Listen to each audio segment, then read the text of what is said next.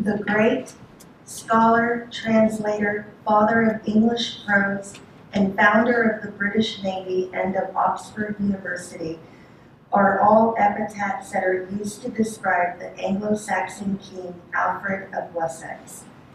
The youngest of 5 sons, Alfred unexpectedly succeeded the throne in 871 AD, becoming the king of a country devastated by the Danish invasions. The Vikings had terrorized, defiled, and pillaged, leaving England divided, wounded, and impoverished. The scars and ruins can be seen on the people, the landscape, and in the monasteries. Yet, as king, Alfred did not place the blame square on the shoulders of the Danes. Instead, he accredited the invasions and consequent destruction as a punishment from God. As a devout Christian, Alfred believed that Anglo-Saxon England had wavered in its Christian obligations and duties, and he saw this decline in Christian values present throughout the region, from noble households to the rural farmlands. His commitment to Christianity also played an instrumental role in developing his perception of the duties of a good king. A good king is a Christian king who leads his people as a shepherd leads his flock and teaches them as a father teaches his children. A king must also be a teacher and can either be wise or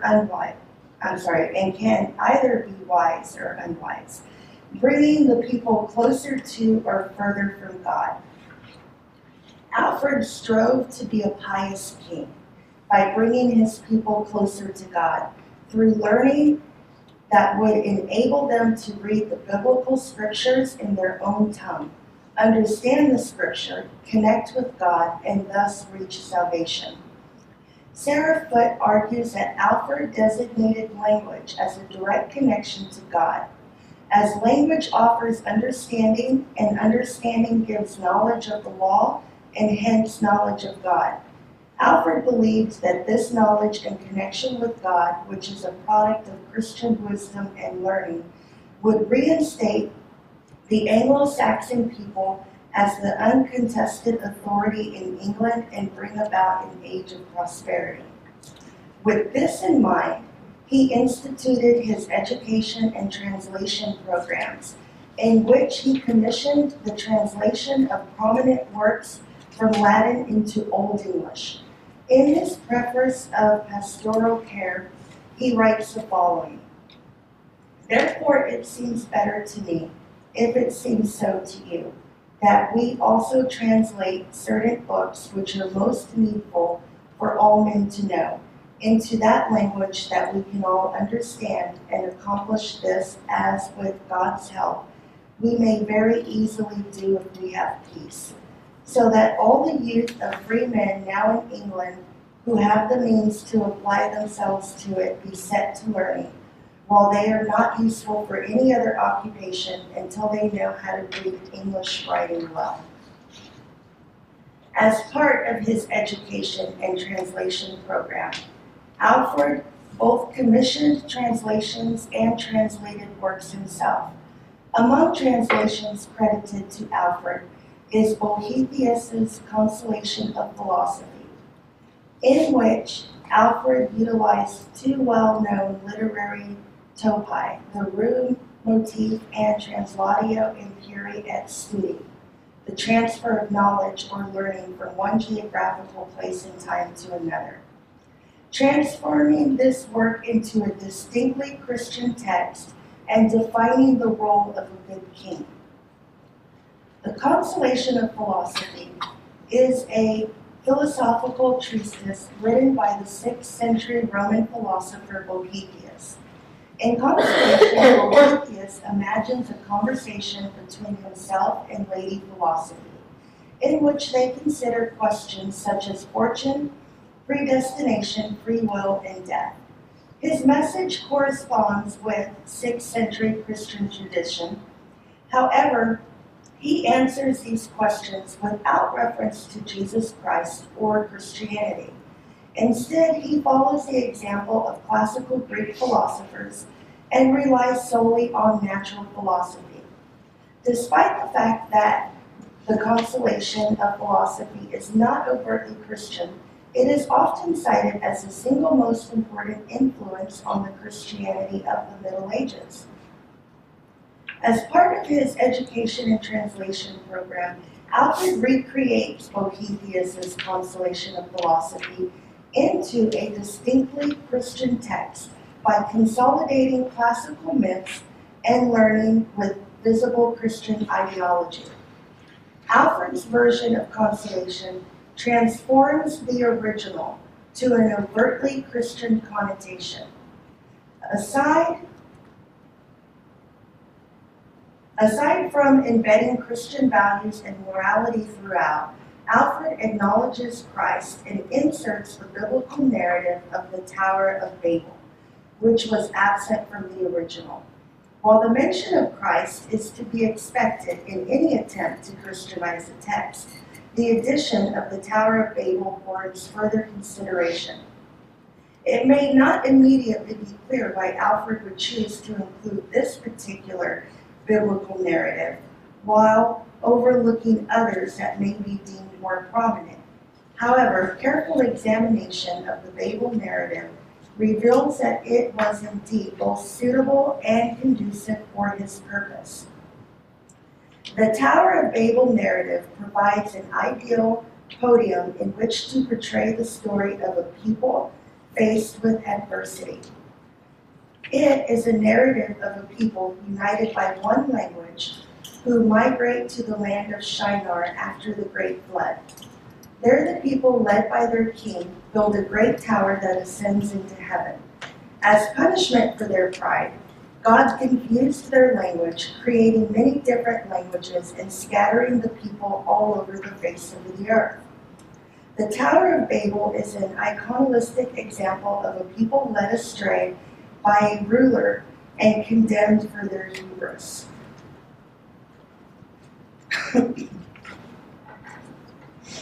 In addition, the addition of the Tower of Babel and Alfred's reworking of Consolation serves to illustrate the disastrous consequences of divine punishment that face a nation when the ruler fails to be godly and just.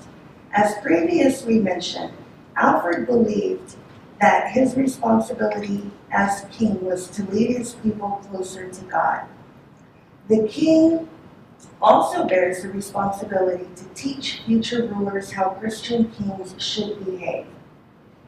He transfers his knowledge to his successors with the addition of the Tower narrative and Nimrod. Just right here, it is important to note that Nimrod is not actually mentioned in the biblical narrative.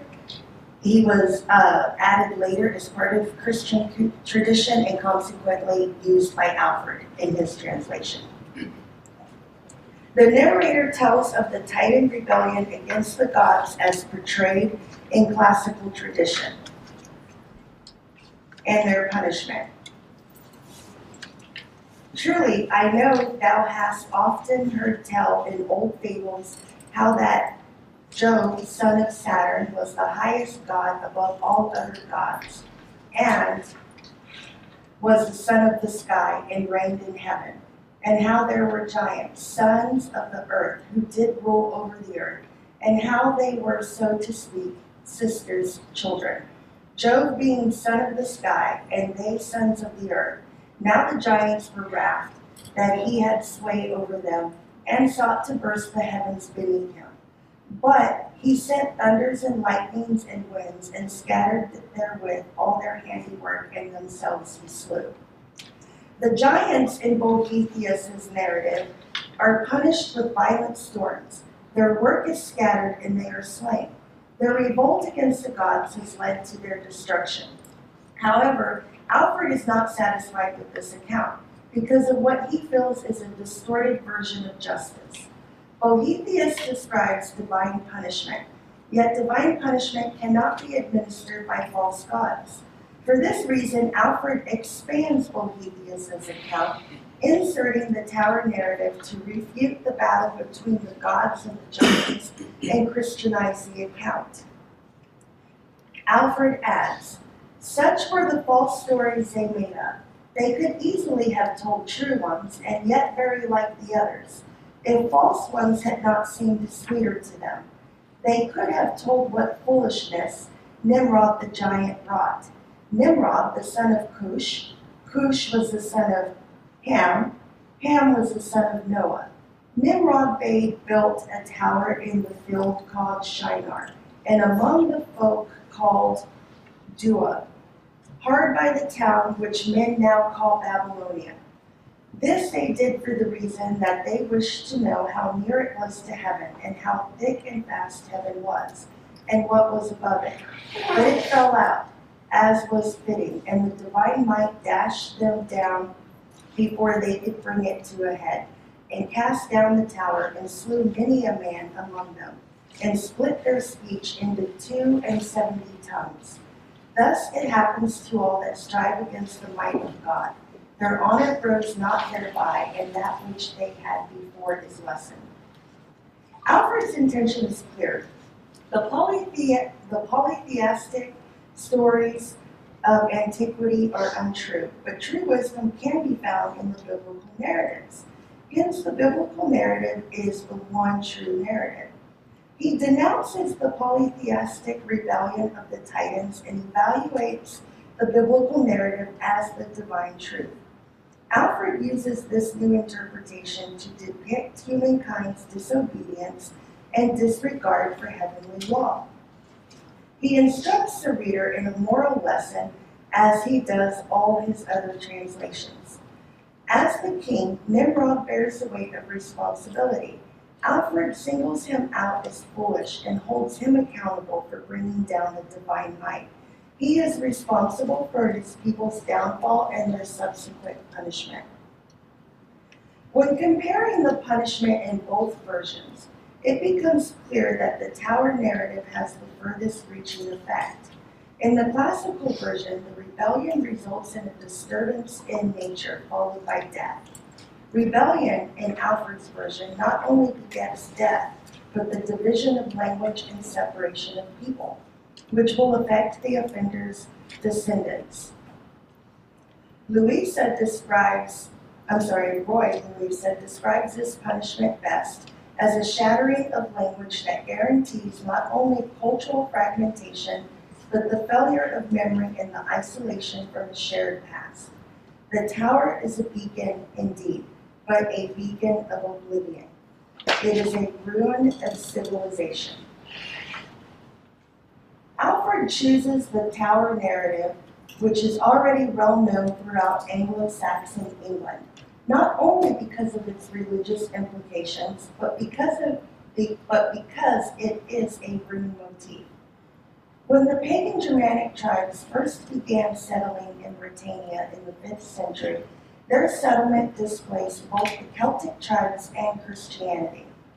Their new home was surrounded by the buildings and remnants of the culture the Romans had left behind. Deserted Roman walls, roads, bridges, villas, and cities littered the landscape. Roy Louisa correlates the physical presence of runes to the popularity of the rune motif in Anglo-Saxon literature. The rune motif in vernacular poetry may in fact be a specifically English development.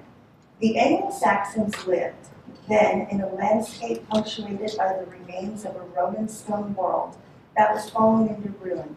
Whatever their everyday uses, for the purposes of poetry, these Roman buildings were taken as the mysterious work of giants. These runes raised curiosity in early Anglo-Saxons, creating an interest in the history of those who had created the relics and a desire for knowledge. With the baptism of King Ethelbert in 601 and the later efforts of the monks of Iona in 605, Christianity was revised on the Isle. Subsequently, Anglo-Saxons were introduced to the biblical Tower of Babel narrative, which is the quintessential image of a ruined building that stands as a reminder of vanished glory, before humanity was separated into warring nations. As Christianity did not remove the rubble and ruins from Anglo Saxon lands or hearts, the fascination with ruins endured, thus creating the rune motif that is evident in the secular and religious Anglo-Saxon works such as The Wanderer, the Rune, Genesis A, and Beowulf. Of course, Alfred did not invent this motif, but as he does employ it to announce his education and translation programs, he is definitely familiar with it.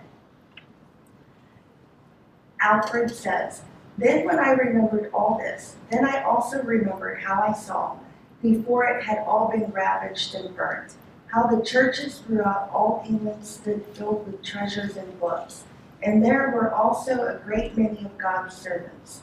He further utilizes the rune motif in his translation of Consolation with the insertion of the Tower of Babel narrative, in which the tower itself falls into ruin after it is abandoned.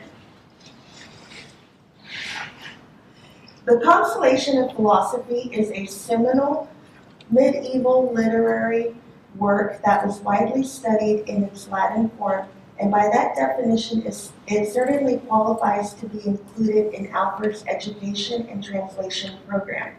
Yet Alfred felt that its original form lacks the accuracy and authenticity. The selection of the Consolation of Philosophy and the insertion of Alfred's commentary on Christianity, the insertion of Christ, and most especially the Tower of Babel narrative, provides a distinctly Christian perspective and illustrates the ruin that befalls a nation when led by an ungodly king. Eleanor Shipley Doublet describes the result of Alfred's translation as being a book entirely his own, stamped from beginning to end with his own character, inspired by his faith, a vivid, warm, clear, and simple discourse on the Christian God as the center and foundation, the eternal of all souls in this world and beyond. This perspective is evident in Alfred's translation of Boethius's Consolation. Thank you.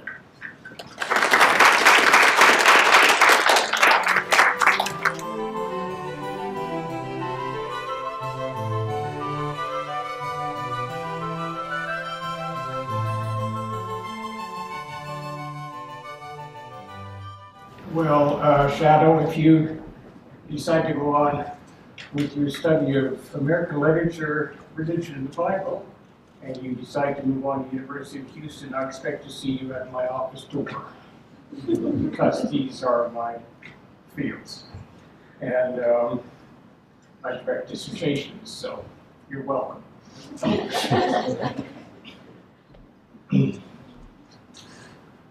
Let me start with something that most of you know about, something about the fall of Troy, the Trojan War. If you haven't read the Iliad, maybe you've seen Brad Pitt in Troy.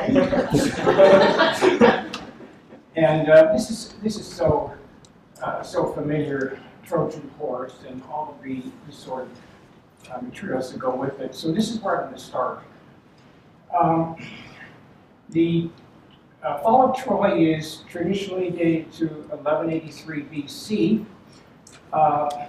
This was established in ancient times, but it has been verified by carbon-14 dating. There is evidence of a long siege about the time of that traditional dating. So 1183 BC is the accepted date for the fall of Troy. All of our knowledge, however, the Trojan War comes from the Iliad, attributed to Homer, and that was put into written form 400 years later. And I want to emphasize that these gaps in time are going to be important in what I'm going to be saying today. Obviously, virtually nothing nothing in the Iliad can be verified historically. None of the characters, there's no references to any of the characters or events, other than the possibility of a siege back somewhere in the 12th century. So the story existed in oral form, as so many of the narratives that we look at in early literature existed in oral form. And if we take 25 years as a generation, then we would have to say that the story of the fall of Troy went through something like 15 or 16 generations before the medium for writing it down came to be. And it's that sort of long gap that it turns what might have been a real historical event into legend. There's almost nothing in the Iliad that we can verify or authenticate in any way, other than the fact that there may have been some kind of war back in the 12th century. Now, my current interest, is in separating history from the narratives that substitute for history. Further back we go in time, the more we find that there are narratives that people accepted and were produced in great proliferation to substitute for history. And it's pretty clear that early peoples really didn't have any historical documents such as we have today. And such historical documents really didn't come around until really strongly in the last 500 years and sporadically in the last 1,000 years. But in ancient times, almost never do we have really sound historical documents. What got produced are narratives that were accepted generally by various people in various cultures. I'm particularly interested in narratives, what I call narratives of power. These are narratives that collect around kings. One that you're probably generally familiar with is divine kingship, the exaltation of kings to become gods, or gods who descend to become kings. There's all kinds of narratives of power like this. They collect around societies and so on.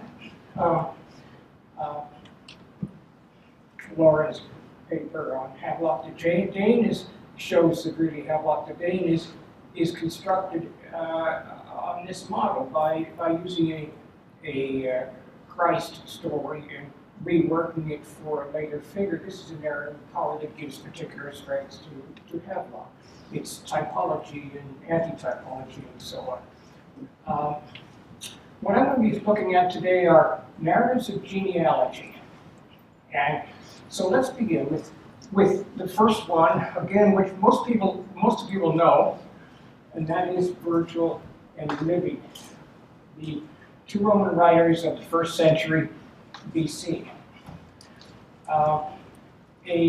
We know from some sculptures that the story of a refugee from the Trojan War by the name of Aeneas apparently was circulated for some centuries, but pretty well undeveloped. There are little sculptures of Aeneas carrying his father on his back and leading his little boy Ascanius out of the burning ruins of Troy. Those seem to have been around for a few centuries, but it was Virgil and Livy in the 1st century that appropriated the whole story and made it into a background story for the founding of Rome. Keep in mind that this is 1,000 years, actually about 1,100 years after the fall of Troy itself, and 700 years after Homer's version of that. What Virgil did was create a narrative in the Aeneid, in which Aeneas escaped from Troy, made his way across the Mediterranean with some numerous adventures along the way, finally made it to Troy and founded a city there, which becomes the ancestral city of leading to the Romans. And it is strongly implied in his narrative that there is a direct genealogical line that runs from King Priam and Aeneas all the way down to the Roman Emperor Julius Caesar, and thus to his nephew Augustus, who was the first emperor of Rome, who was granted divine divinity by the Senate, and all the subsequent Roman emperors after, most of the subsequent Roman emperors after that were granted divinity. This appears to have been widely believed by Romans because the amount of sculpture and relief art in Rome that depicts Augustus alongside Aeneas and so on, and Venus, who was the patron goddess who led Aeneas to this destiny, the amount of sculpture that's available is really kind of astonishing. So this was a narrative that was deeply developed in the Roman period. So this is a genealogical narrative, but Virgil doesn't develop the genealogy person by person. For that, we have to go to his contemporary Livy, the Roman historian, who wrote a 45-volume history of Rome.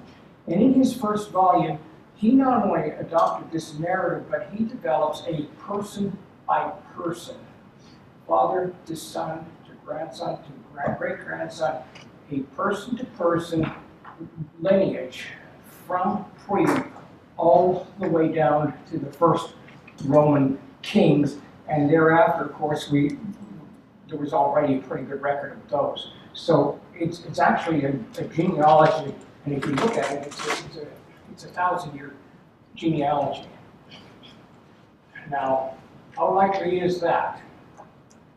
Any of you who've done family trees know how difficult it is to get more than about 5 generations back. With an English background, you're into some of the best records in the world.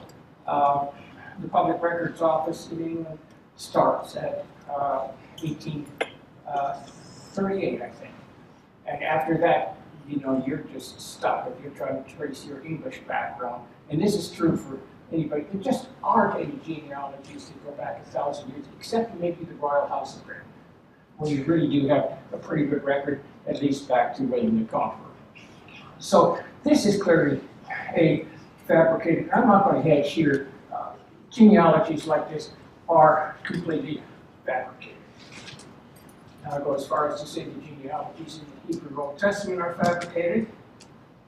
And as I said, they believed that there was a primal couple that everybody could be traced to. And the genealogy of Jesus is probably fabricated, especially when you look at Matthew and Luke and compare them, and Joseph has a different father in each one. Did you know that? In Matthew, the father of Joseph is Jacob. In Luke, the father of Joseph is Levi. So, so much for these sorts of genealogies. Okay. The Roman model of a genealogical history tracing to the Trojans becomes a model. After the Roman Empire fell in the 5th century, the power center of Europe moved north into the French area, or among the Franks. And here we find the same thing happening again.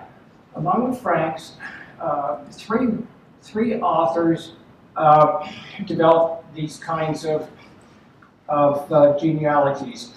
The first, well, let me just consult my notes here because I really don't want to get off track on this. The first one was Gregory of Tours, and he's writing in the 6th century, and he wrote a work called The History of the Franks. And in it, he was particularly interested in establishing a biblical connection with the Franks. And so he starts out in his History of the Franks with a summary of the Bible, and he just continues on down then through the New Testament and then into the bishopric history, and he ends up with himself, basically. So this establishes a Christian or a biblical background for the Franks, who, of course, the ancestors of the French. A second work that comes out in around 700 is the Chronicle of Fredegar. That's its title. We don't really know exactly who Fredegar was, but he produces another narrative, and this one goes back to the Trojans. So he does essentially what Virgil and Livy had done. He says that the Trojans, well, one of the things he says that the Trojans are descended from a grandson of Noah. The grandson's name is Cetham, Cetthim, who, by the way, is not mentioned in the Bible. And Cetham does not sound like a Hebrew name to me either. But then he says that there is a continuous genealogy that comes down to the Franks, and he postulates that there was a brother of Aeneas. Aeneas, remember, is a prince of Troy. He's the son of King Priam. Aeneas had a brother whose name was Phrygia. Again, that doesn't sound very much like a Trojan or a Greek name. It sounds rather Germanic to me. But anyway, then we have this long genealogy that ends up with a character by the name of Francio, Francio, who is, of course, the eponymous ancestor of the Franks. Now here we have a genealogy, if you add up the years, it goes from 11th century BC all the way down. It's basically an 1800-year genealogy. He is pretty careful with his chronology when he's talking about these various people that lie behind the Franks, these refugees from Rome lie behind the Franks.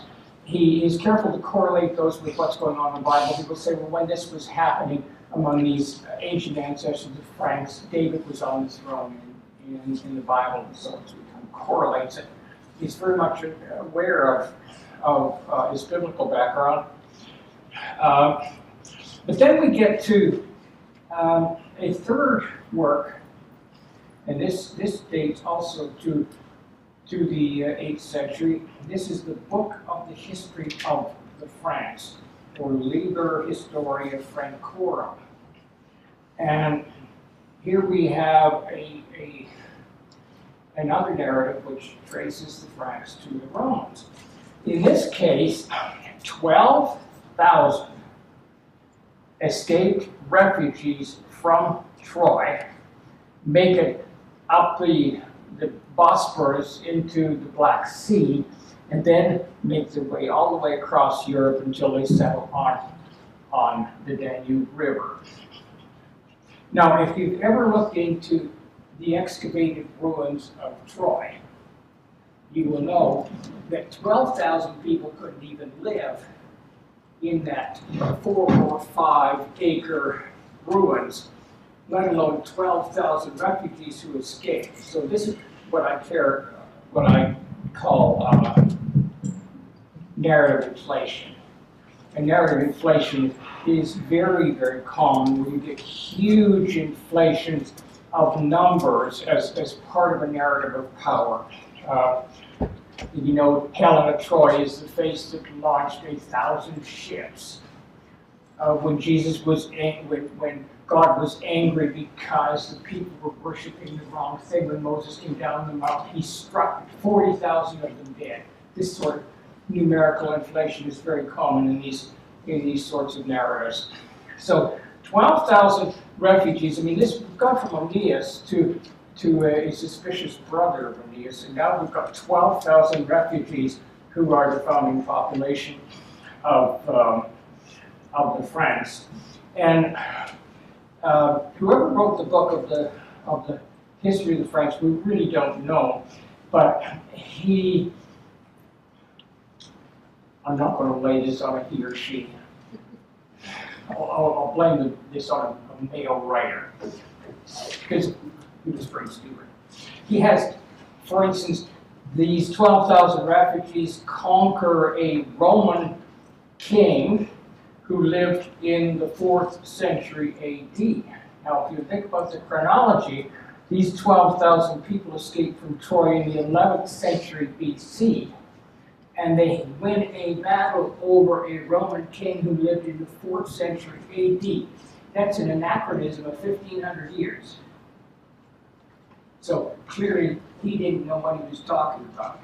This is pure fiction to trace the Franks back to the Trojans. But this is a sort of anachronism. If you really examine the chronology of many of these narratives, this is the sort of thing that pops up all the time. In any case, by the end of the 8th century, you had the Franks really had 3 versions of narratives that gave them either a deeply biblical background or a Trojan background. And by the time Charlemagne came along, he was thoroughly backed up with narratives of an ancient history which gave his whole dynasty enormous power in the Franks. And then, of course, came that wonderful symbolic event where, by surprise, he's in Italy and he's crowned by the Pope on Christmas Day, which is a bit of interesting historical pandering, I believe. But it did give him a biblical connection, a Christ-like connection. And while the narratives that came out of that didn't develop immediately, they did eventually. Charlemagne became the center of a vast literature of the chansons de geste, the songs of war, which you're familiar with. Song of Roland is one of the most familiar ones, but there's quite a cluster of these. And one of the interesting things about these narratives of power is they all come along at quite a distance after the events. Most of the chansons de geste come along 300 to 400 years after Charlemagne's time. They come along in around 1250 to 1350. Charlemagne lived around 800. These things come along 400 or 450 years later. By which time the combination of these ancient genealogical narratives plus his symbolism of being a kind of new Christ figure coronated on Christmas Day, that's all gelled, and he's become the great French hero. And he has attracted 12 paladins who, the resemblance of these, of course, to the 12 disciples of Christ is pretty obvious. And in fact, they become centers of a lot of, Roland, in the Song of Roland, which is sort of the epic beginning in French literature, he is really the center of the narrative. Charlemagne is kind of a side figure, and this is true of many of these songs of war. And things happen in these epics that never happen in reality. For instance, Charlemagne made a pilgrimage to Jerusalem. Well, of course, when these stories were written in around 1150 to 1250, this was the time of the Crusades. So you've got the Crusade era of the 12th and 13th century projected back into Charlemagne's time. Charlemagne, as far as any of our records show, never went to Jerusalem, nor did he ever conquer anyone in southern Italy, nor did he make Muslim converts along the way, but that comes up in several of these chansons de geste. So there's a lot of fictionalizing and projecting of a later history back into these stories. So Charlemagne, with the Trojan genealogical background and the biblical background, becomes sort of the iconic hero figure of early French literature. It really is quite a vast literature. If you really look into this, it goes in all directions. So let's then move on to England. How much time have I got? In the 12th century, Geoffrey Monmouth wrote the History of the Kings of England, And in it, he develops a person-by-person genealogy tracing all the way from Priam, all the way down to his own time. And along the way, he has a couple characters called Merlin and King Arthur that appeared in the 6th century. And he spends quite a bit of time. His book is a long book, and he has legends collected on all of these characters. Later, this is picked up in the Arthurian cycle. Now, King Arthur would have lived around the 6th century A.D. Geoffrey Monmouth is writing in the 12th century A.D., but immediately a huge bunch of literature, an Arthurian cycle develops, and things are invented. One of the things that's invented by Robert Wace is the Round Table. This does not go back to the 6th century. This is invented in the 12th century. Another thing that is invented is Knights of the Round Table, 12 of them again, which is clearly imitative of the 12 disciples. And another thing that's invented in this cycle is the Holy Grail. This pops up in the 12th century. The Holy Grail is supposed to be the cup that Jesus drank. Well, it varies. Sometimes it's the cup that the blood was caught of during the crucifixion. Sometimes it's the cup from the Last Supper. But a whole bunch of legends have developed around that. Joseph of Arimathea, who had donated the tomb for Jesus, had brought the cup to England. In some really far sorts of legends, even Jesus had come to England. The cup was supposed to be buried near Glastonbury Cathedral, and this has made Glastonbury Cathedral a great tourist stop in England ever since. And of course, we have the quests for the Holy Grail. There's no mention of the Holy Grail, of course, in the Bible. This is a fiction that developed later. And again, based on this genealogical background, King Arthur becomes the great figure at the beginning of English literature. And it, of course, has continued all the way down right up to Tennyson in the 19th century. So these are just two examples of genealogical narratives. There are such genealogical narratives all across literature. We have them in Chinese, we have them in French, we have them in Persian. Muhammad there's a 2,400-year genealogy, person by person, for Muhammad that was developed by his biographer a century after his death. They're all over the place. This is a major narrative of power to trace a present hero or leader back to an earlier culture or an earlier era and give them a supernatural origin, perhaps miraculous power. This was one of the ways that early kings and empires were given power, and the people of the times believed in these thoroughly. Thank you.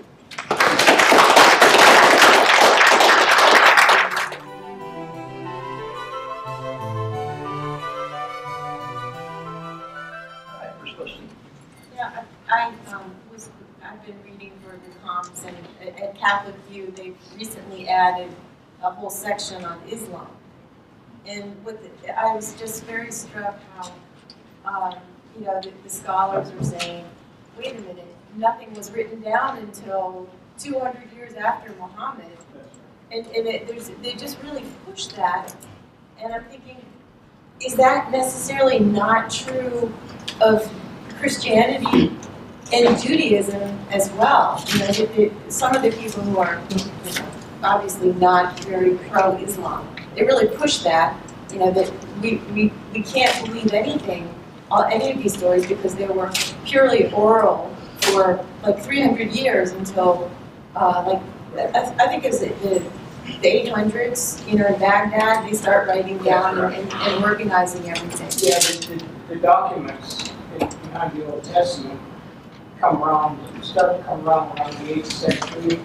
If you try to put chronology on the events that they depict, you put Moses in around the 1250s or 700 and Abraham back around 1800. So you have to postulate at least an 800 to 1,000 year oral tradition that lies behind those documents.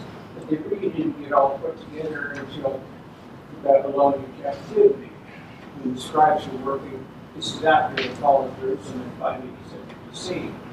And I mean, that accounts for an awful lot of the discrepancies that you find, because separate documents were put together. So you have like 3 versions of the 10 Commandments.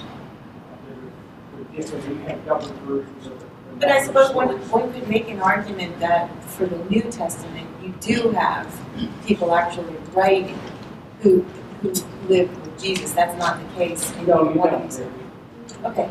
Well, Paul is first. And he didn't know He him. never met Jesus. He's writing in around 50, 60. Mark, the first gospelist, was writing after 70 because he makes reference in his gospel to the Jewish fall of Jerusalem in Europe. And for Mark, writing around, let's say, the year 70 to be a reliable witness to Jesus' life, 70 years earlier, you would say he would probably have to be about 15 years of age when Jesus was born, but you put him at about 85. Well, of course, And Mark was a Matthew- scribe for Peter. Mark was writing. Matthew and Luke come later. They'd have to be 90 to be reliable witnesses to Jesus' life. The idea that the Gospelists are witnesses to the life of Jesus, there's nobody in the New Testament who was a witness to the life of Jesus. They're all at least 40 years after the death of Jesus, and in some cases with John, who may be in the 2nd century, 60 years after the life of Jesus. So you really don't have any first-hand witness to that. So, but with Muhammad, there's very little about his life in the Quran. Most of it is developed in what Muslims call a hasid, or the tradition. And that tradition is what generates his life, including, as I see this, what person genealogy that traces Muhammad all the way back to Abraham in the Bible. And that, by my calculations, is about a 2,400-year genealogy. Person by person, they're all named. This was the son of this person, the son of this person, the son of this person, at least 100 of them. If you want to read on this, read a book called Quest for the Historical Muhammad, which is a collection of essays that we've written over the last 100 years, and some really interesting insights. And of course, it's modeled on the quest for the historical Jesus, Albert Schweitzer. Thank you, Doctor. Dr. Child. For Dr. Wood, what do you do with competing narratives, genealogical? I'm thinking, for example, somewhere along the way, the legend about Aeneas branches off. So you have the kind of positive, founder of the Roman Empire. But then there's also the competing narrative of Aeneas as traitor. For example, as traitor, that you see, for example, at the beginning of Gawain. Gawain is and Aeneas, the one who committed treason against Troy by bailing. So do you find, for example, when you're talking about narratives of power, do you find some of these genealogical narratives competing against each other as sort of a way of subverting power? Does that make sense? Well, I'm not sure they're always competing. I mean, I mentioned when I was at the front, the 2 different narratives of the genealogy of Jesus, for instance, in Matthew. They were independent. I don't think they were competing. I think they were fictionalizing separately. And so come out with 2 different narrative backgrounds for Jesus, and that it's not competitive. I don't know what the editors thought in the 4th and 5th century putting it all together. They must have noticed these discrepancies, but they were afraid to tamper the sacred text, so they just slapped them both side by side. You've got 2 competing creation stories in Genesis, 2 from 2 different traditions, one after the other. And I think the editors just left them. Tampering the sacred text was kind of problematic. These things stand side by side. I don't know, it's an interesting question, and I don't know where to go with it. Okay. And Shadow, have you considered your the narrative that you discussed with the Alfred's translations and stuff? Have you considered that within like a colonial narrative at any point with the invasions and like the cyclical nature of like England being invaded? Have you considered like this Tower of Babel being like a reappropriation for colonial or post-colonial purposes? I have actually, and I had a big section that I cut out where I talk about that quite a bit, about the tower being basically represented on English soil through the ruins in the landscape, not only before Anglo Saxon, but after, and with the Viking invasions and monasteries falling into ruin and homesteads and everything of this nature, and basically just recreating the biblical rune motif on English soil. With that being said, have you looked at any Middle English documents that follow the similar pattern or like this retelling of the Tower of Babel post-Norman conquest? I have not. Okay. Any more questions? Sir. The Tower of Babel was a story where the explanation for why we have many different languages people can't communicate. I mean, that was the purpose of giving them different languages so they couldn't continue the building project. What about the possibility then that Alfred's translation program, which is bringing different languages making different languages understandable to each other, if he is thinking of this as a kind of symbolic reversal of the Tower of Babel? Yes, I do believe that. Again, that was another section that got chopped. But I definitely do believe that. And basically, it was an act to unify all Christian wisdom under the Anglo-Saxon tongue and bring everything together. It's amazing that Alfred was doing this given this time that the Roman Catholic Church was so much against anything that was not in Latin. I mean, they were resisting translations all the way down almost to the beginning of Britain for centuries later. I mean, how did Alfred get away with this? Oh gosh, Latin Catholic authority maybe at the time? I don't know. I don't know if I have a real good answer to that question. I know that in my research, I found a lot of documentation establishing a personal relationship between Alfred and Rome. He was such a devout Christian, and there is communication between him and the Pope. So I don't think that I can say that it was purely an act of rebellion or he just didn't care what Rome had to say about it. I think that he felt he was working a divine purpose, and his divine purpose outweighed Rome, and perhaps the relationship allowed him to get away with it.